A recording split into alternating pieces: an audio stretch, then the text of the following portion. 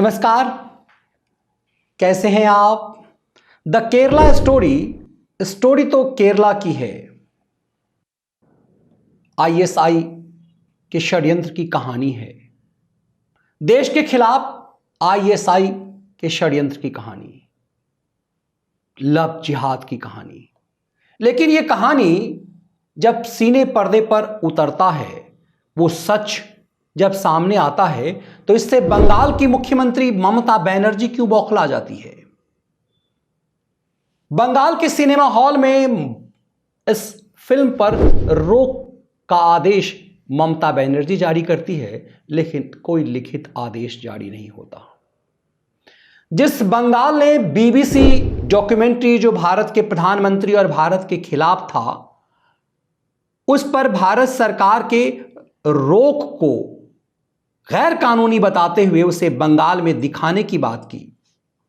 जिस ममता बनर्जी और उनकी टीम ने यह कहा कि बीबीसी की डॉक्यूमेंट्री क्यों रोकी जाए, यह अभिव्यक्ति की आजादी है, जबकि बीबीसी का वो भारत के खिलाफ एक झूठा प्रोपेगेंडा था जिसे सुप्रीम कोर्ट ने खारिज किया हुआ था। उसी बंगाल में ममता बनर्जी उस सच को खारिज कर रही है जो केरला से आ रहा है। सच्ची घटनाओं पर, जिसके पात्रों के नाम तक सच्ची हैं, जिसके आप बीती फिल्म के आखिर में दिखाई गई है, यह साबित करता है कि इस फिल्म में कुछ भी मिलावटी नहीं है। लेकिन तमिलनाडु में इसका विरोध हुआ तो सुदूर बंगाल में बंगाल के मुख्यमंत्री ने इस पर बैन की बात की, लेकिन आदेश लिखित में नहीं था, तो सिनेमा हॉलों में यह फिल्म दिखाई जा रही थी। फिर बंगाल से जो तस्वीर आई उसने हिलाकर रख दिया। बंगाल के हावड़ा से एक तस्वीर आई जिसे आपको देखना चाहिए। इस तस्वीर में यह साफ दिख रहा है कि बंगाल पुलिस कैसे भद्रजनों को पीबीआर से निकाल करके, कॉलर पकड़ कर निकाल कर मार रही है।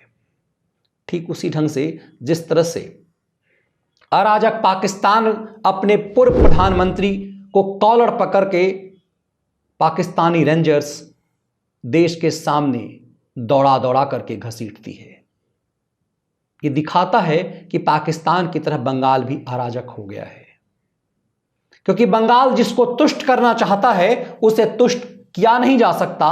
पाकिस्तान बना करके भी उन्हें तुष्ट नहीं किया जा सका। तेरा मेरा रिश्ता क्या का नारा से पाकिस्तान शुरू हुआ था। हिंदू और मुसलमान दो अलग अलग कौम हैं और हम हिंदुओं के साथ नहीं रह सकते, इस आधार पे पाकिस्तान बना था। उस पाकिस्तान में कभी भी उसके राष्ट्राध्यक्ष गद्दी छोड़ने के बाद चैन से नहीं रह पाए। ये कहानी सिर्फ पाकिस्तान की नहीं है, लेकिन की कहानी सिर्फ पाकिस्तान के वर्तमान हालात की नहीं है, जिसमें अभी हाल तक पाकिस्तान के प्रधानमंत्री रहे इमरान खान की दुर्गति हो रही है। दरअसल ये उस विचारधारा की वजह है जो शुरुआत में तो अपने अलावा किसी को जीने नहीं देना चाहता, लेकिन बाद में खुद अरबी घोड़े की तरह आपस में लड़ने मरने लगते हैं। बंगाल में ममता बनर्जी किसे तुष्ट कर रही है, जब ये कहानी बंगाल की नहीं, जब इस कहानी में, इस फिल्म में बंगाल की चर्चा नहीं। लेकिन यह सच है कि इस फिल्म को सबसे ज्यादा दिखाए जाने की जरूरत बंगाल में थी, क्योंकि बंगाल में अक्सर एक मामला सामने आता है कि बंगाल में चाहे वो रामनवमी का मामला हो, चाहे वो दुर्गा पूजा जो बंगाल का सबसे बड़ा सार्वजनिक पर्व है, सबसे बड़ा सांस्कृतिक पर्व है, चाहे वो सरस्वती पूजा हो, क्योंकि बंगाली विद्या की देवी के आराधक हैं, वहां सरस्वती विसर्जन में हिंसा होती है। यदि किसी ऐसे समुदाय विशेष के इलाके से कोई मूर्ति निकल गया तो उसका निकलना दूभर है। ऐसे में रामनवमी के अवसर पर राज्य की मुख्यमंत्री यह तक कह देती है कि मुस्लिम इलाके से क्यों निकाला। इलाका तो गैंग का होता है, अपराधियों का होता है। लेकिन महत्वपूर्ण मामला यह है कि जो बंगाल अभिव्यक्ति की आजादी की बात करता है, जो बंगाल सांस्कृतिक विरासत समेटे हुए है, उस बंगाल को द केरला स्टोरी से इतनी पीड़ा क्यों हो रही है। केरला स्टोरी में 10 सीन कटवाए गए। केरला स्टोरी के डायरेक्टर बंगाल के हैं और एक बंगाली ने एक ज्वलंत मुद्दा उठाया है। तो क्या ममता को डर इस बात का लगने लगा कि कल को बंगाल स्टोरी भी बनाएगा? सुदीप्तो सेन जिसने केरला स्टोरी छूने की हिम्मत दिखाई है, वो जब बंगाल स्टोरी दिखाएगा तो ममता बनर्जी का पूरा सच सामने आ जाएगा, पूरा वामपंथ के इतिहास का सच सामने आ जाएगा। क्या ममता इसलिए डर रही है? इसीलिए इस फिल्म में 10 सीन कट कराए गए हैं। इस फिल्म के डायरेक्टर का मानना है कि 32,000 महिलाओं को केरल से ले जाकर IAS में शामिल किया गया, लेकिन एक भारी दबाव के बाद उसकी संख्या 3 की गई। तो मलयाली फिल्म के कई एक्टर्स जो सरकार के खैरात पर हैं, उन सब ने यह कहना शुरू कर दिया कि 3 ही महिलाओं का मामला तो है, कौन सी बड़ी बात है। कमाल है, जिन 3 महिलाओं के साथ यदि हुआ है, उनके परिजनों से इन्हें पूछना चाहिए कि क्या बीतती है।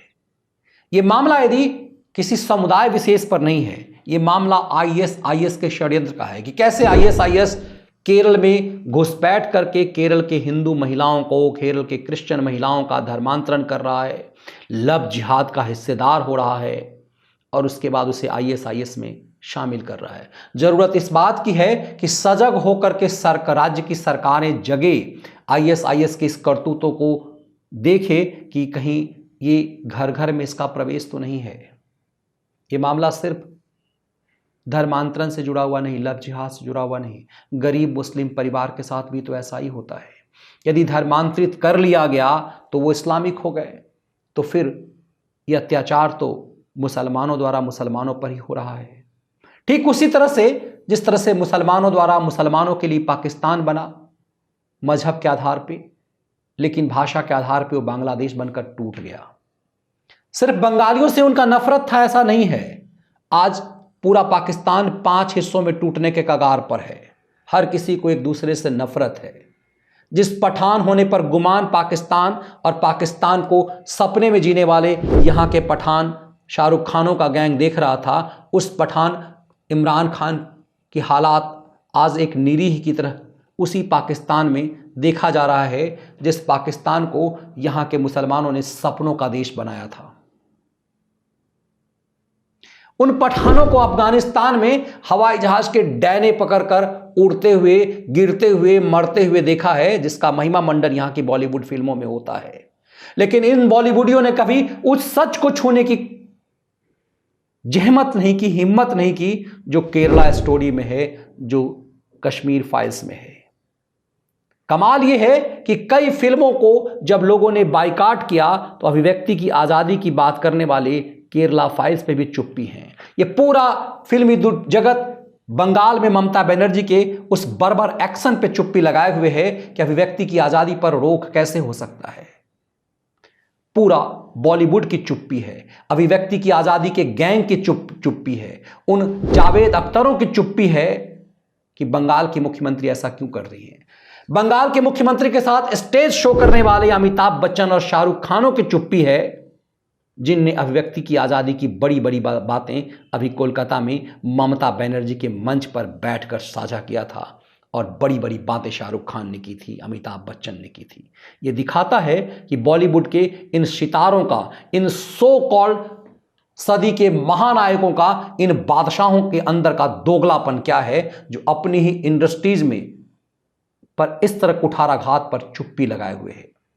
बंगाल के मुख्यमंत्री का यह बर्बर चेहरा सुप्रीम कोर्ट पहुंच चुका है। देश की सबसे बड़ी अदालत में फिल्म के डायरेक्टर निर्देशक ने गुहार लगाई है कि बंगाल में बड़े पैमाने पे फिल्म देखी जा रही है और हर दिन उन्हें करोड़ों की क्षति हो रही है। लो बजट की इस फिल्म ने करोड़ों की कमाई की। 4 से 5 दिनों में इस फिल्म की कमाई 67 करोड़ तक पहुंच गई। ये बता रहा है कि किस तरह से इस फिल्म की लोकप्रियता है। और कमाल की बात यह है कि देश की जनता जिस फिल्म को देखना चाहती है, कोई सरकार उस पर रोक कैसे लगा सकती है और कोई अदालत इस पर चुप कैसे रह सकता है। ममता बनर्जी का डर क्या बंगाल फाइल्स से है, या डर इस बात को लेकर के है कि उन लोगों को प्रश्रय दिया जाए जो इस देश में लव जिहाद को मजबूती प्रदान कर सके। सुप्रीम कोर्ट में याचिका ममता बनर्जी के लिए क्या कुछ लाएगा यह अलग बात है, लेकिन ममता बनर्जी के अभिव्यक्ति की आज़ादी के इस खोखलेपन पर, ये बर्बरता पर, ये चुप्पी, बॉलीवुड की चुप्पी और ज़्यादा बेचैन करने वाला है। बहुत बहुत धन्यवाद।